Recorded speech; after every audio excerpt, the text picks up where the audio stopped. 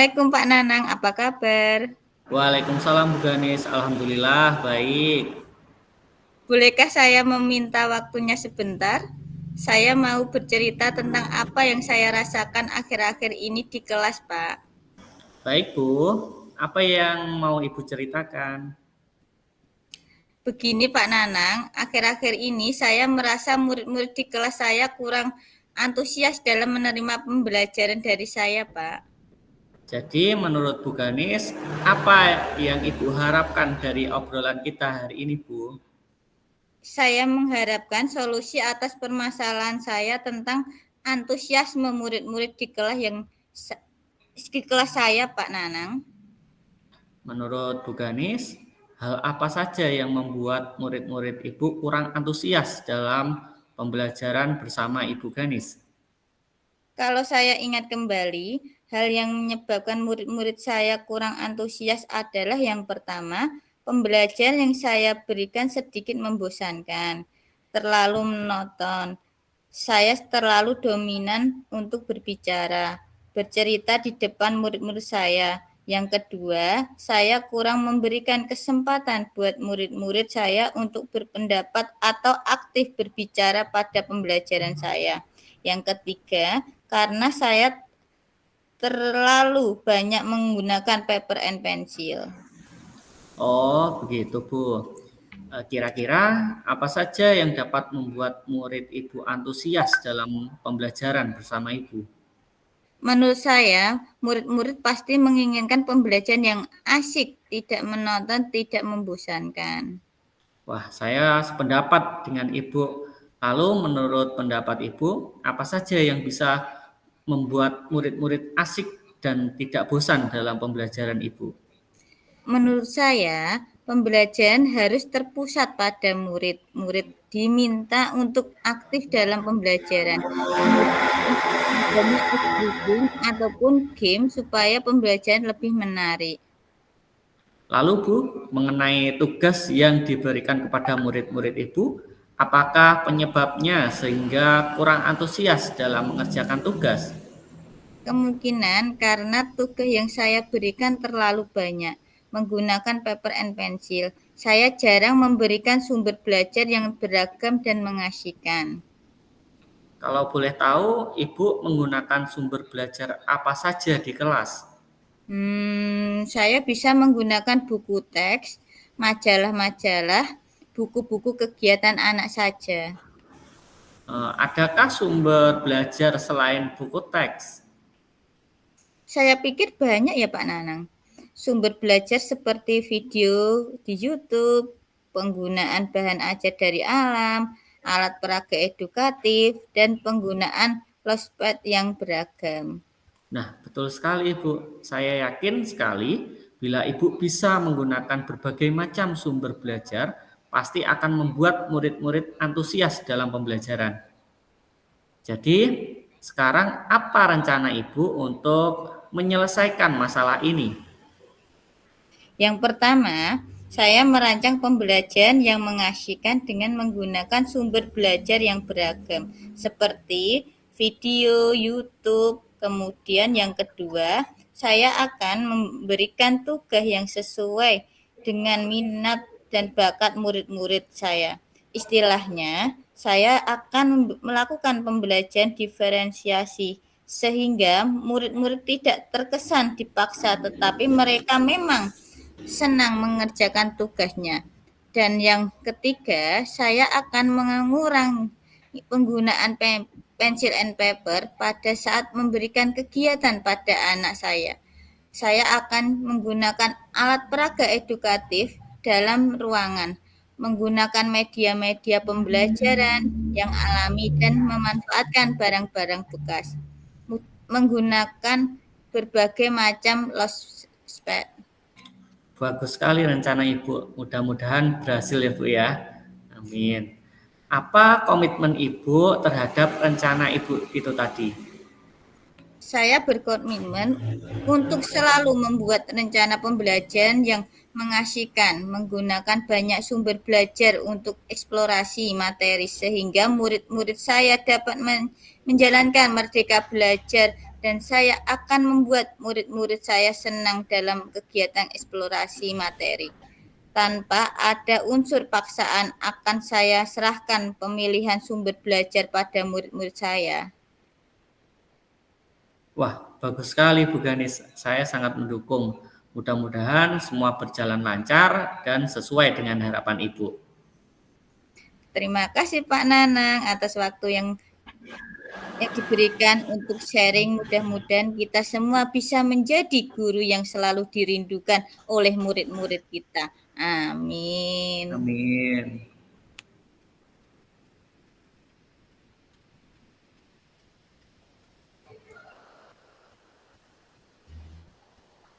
Sekarang lanjut di coaching yang kedua, yaitu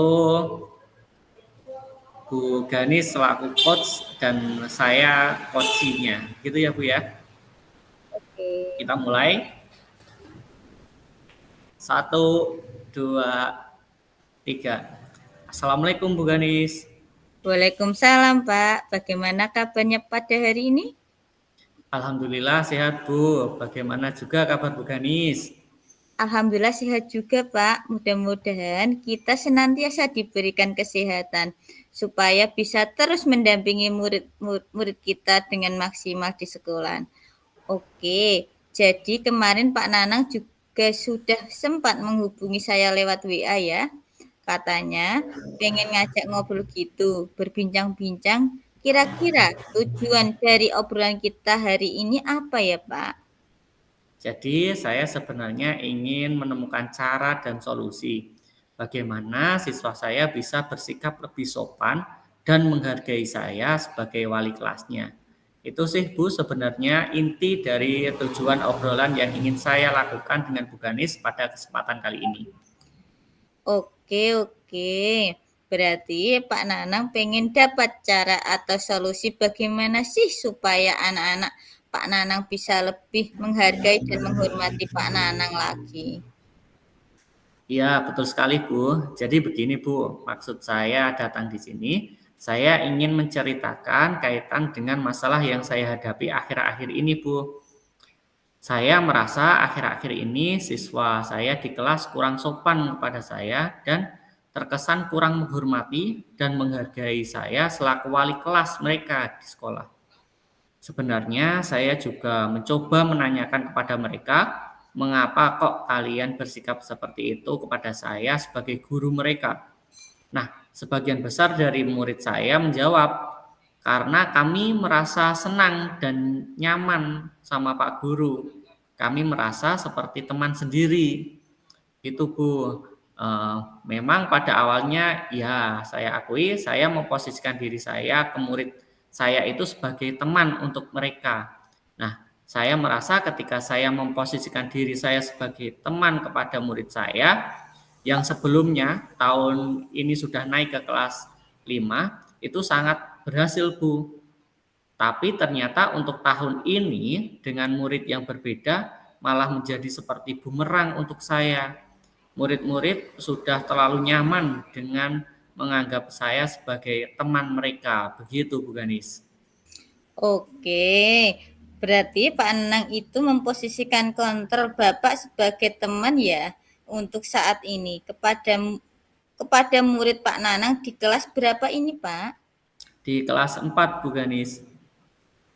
Nah, dengan posisi counter sebagai teman, ternyata murid Pak Nanang merasa anak-anak menjadi kurang sopan, kurang menghargai, dan menghormati Bapak sebagai wali kelas. Karena memang mereka menganggap Bapak sebagai teman yang tidak ada rasa canggung dan sudah merasa nyaman menganggap Bapak sebagai teman ya. Iya Bu, benar sekali. Jadi tidak ada gaps atau jarak di antara kami dalam keseharian. Layaknya seperti seorang teman gitu Bu Ganis. Mungkin sejauh ini kira-kira kendala apa yang dialami Pak Nanang sehingga Pak Nanang belum bisa bertindak atau bersikap tegas terhadap anak-anak Bapak di kelas?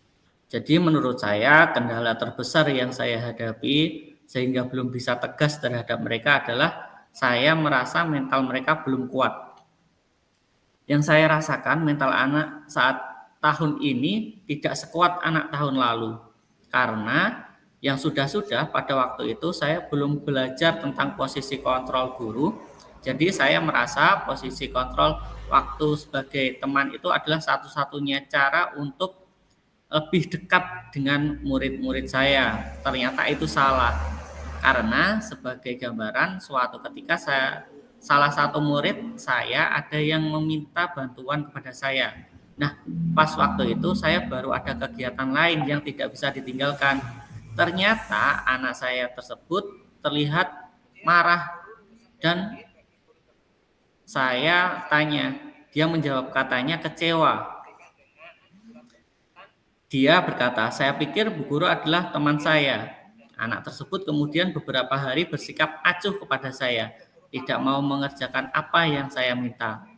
Sebagian mengajar tugas ke papan tulis, mengerjakan piket itu juga enggan. Kemudian suatu waktu karena saat itu posisi saya mungkin sedang capek juga ya Bu ya, saya bersikap agak keras dan tegas dengan anak tersebut. Ternyata anak tersebut kemudian menangis.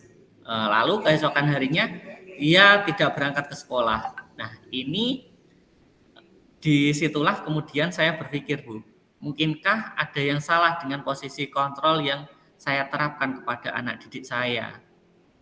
Oke, jadi Pak Nana sudah merasakan ada hal yang salah dari posisi kontrol yang Bapak terapkan selama ini untuk peserta didik Bapak.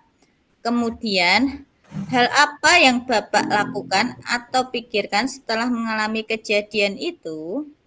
Yang saya pikirkan adalah ketika saya bersikap tegas, anak tersebut menangis. Dia merasa saya tidak seperti biasanya. Saat saya tegas, mental mereka menjadi rapuh, menangis, dan besoknya jadi ogah-ogahan untuk masuk sekolah. Akhirnya, itu malah jadi masalah baru bagi saya. Kemudian saya juga mengkhawatirkan kalau saya bersikap tegas seperti itu terus, anak-anak menjadi tidak mau menceritakan apa-apa, tidak mau terbuka lagi kepada saya, karena saya merasa sudah ada gap atau jarak. Sedangkan untuk menggali kebutuhan peserta didik, salah satunya adalah menjalin kedekatan. Itu gimana ya Bu? Berarti kendala yang Pak Nanang hadapi selama ini adalah karena mental siswa Bapak yang rasanya belum kuat. Dikerasin sedikit mereka menangis, besoknya tidak mau sekolah. Jadi Pak Nanang belum bisa bersikap tegas dengan anak-anak Bapak. Ya, karena merasa timbul permasalahan baru lagi. Terus dari masalah-masalah yang sudah Pak Nanang ungkapkan tadi, kira-kira apa harapan Pak Nanang untuk anak Bapak ini seperti apa? Harapan saya adalah anak-anak bisa lebih tertib, ikhlas, bertanggung jawab, kemudian bisa menghargai dan menghormati saya sebagai guru dan wali kelas mereka. Bisa lebih sopan, kemudian mental mereka juga lebih kuat. Jadi, ketika kita sebagai pengganti orang tuanya di sekolah saat memberikan nasihat, apapun bisa diterima dan dilaksanakan oleh mereka. Kurang lebih itu harapan saya, Bu Ganis, untuk anak-anak saya. Harapan sudah disampaikan Pak Nanang. Kemudian, kira-kira sejauh ini beberapa bulan pembelajaran yang sudah dilakukan dari skala 1 sampai 10 ada di level nilai berapa Pak Nanang rasakan tentang kondisi Bapak dan anak-anak? Oke Bu, untuk mungkin kalau untuk nilai murid saya antara anak satu dengan yang lain itu berbeda-beda ya Bu ya. Jadi saya akan menilai diri saya sendiri berdasarkan apa yang saya alami. Dari skala 1 sampai 10, saya sepertinya ada di angka 6 Bu Ganis untuk sekarang ini. Kenapa saya memberi angka 6? Karena saya merasa belum bisa optimal untuk menuntun murid-murid saya menjadi manusia yang memiliki karakter yang benar-benar baik, yang sopan, yang menghargai, dan menghormati gurunya. Kemudian saya juga belum bisa konsisten dalam memposisikan diri saya dalam posisi kontrol sebagai seorang manajer. Ketika anak-anak membuat kesalahan, saya memposisikan diri sebagai posisi control manager. Ada yang mentalnya belum kuat, menangis, kemudian saya jadi lunak, mengalah, ya sudahlah gitu. Akhirnya saya tidak konsisten, Bu. Oke, Pak. Dari posisi counter teman, kemudian Pak Nanang pengen berubah menjadi posisi counter manager. Kira-kira di level nilai berapa yang Bapak harapkan untuk anak-anak Bapak ketika Bapak memposisikan diri pada posisi counter manager tersebut? Kalau menurut saya, karena anak-anak yang memiliki rasa cukup jauh dari karakter yang sempurna, jadi harapan saya tidak terlalu muluk-muluk. Anak-anak bisa berada di level ya sekitar 8,5 itu sudah alhamdulillah sekali, Bu. Kemudian, untuk mencapai level nilai yang lebih tinggi seperti yang Bapak utarakan di atas, yaitu pada level 8,5 itu, apa yang Pak Nanang lakukan atau rencanakan? Saya berpikir sepertinya yang bisa saya lakukan antara lain untuk terus berusaha membimbing, mengingatkan, memotivasi mereka agar selalu bersikap positif, menghargai dan menghormati guru. Hal-hal yang akan saya lakukan antara lain yang pertama, membuat keyakinan kelas yang sudah disepakati bersama, di mana keyakinan kelas yang terbentuk itu merupakan hasil kesepakatan yang dibuat antara siswa dengan siswa yang di awal pembelajarannya. Yang kedua, saya akan berusaha untuk memaksa diri saya untuk memposisikan diri saya sebagai posisi control manager. Kemudian yang ketiga, saya akan menggunakan segitiga restitusi dalam proses penyelesaian masalah yang dihadapi siswa saya dengan 3 langkah, yaitu menstabilkan identitas, validasi tindakan yang salah, dan menanyakan keyakinan. Selain itu, saya juga akan melakukan kolaborasi dengan wali murid karena itu merupakan salah satu hal yang terpenting. Ketika kita membimbing anak di sekolah, kalau wali murid tidak kita libatkan, maka hasilnya juga kurang maksimal karena di rumah anak-anak juga perlu pengawasan. Oleh karena itu, butuh sekali kolaborasi dengan wali murid supaya bisa mengawasi dan membimbing anak-anak saat di rumah gitu. Oke, dari beberapa rencana yang sudah Bapak sampaikan di atas, kira-kira rencana mana yang dalam waktu dekat akan Bapak Nanang lakukan?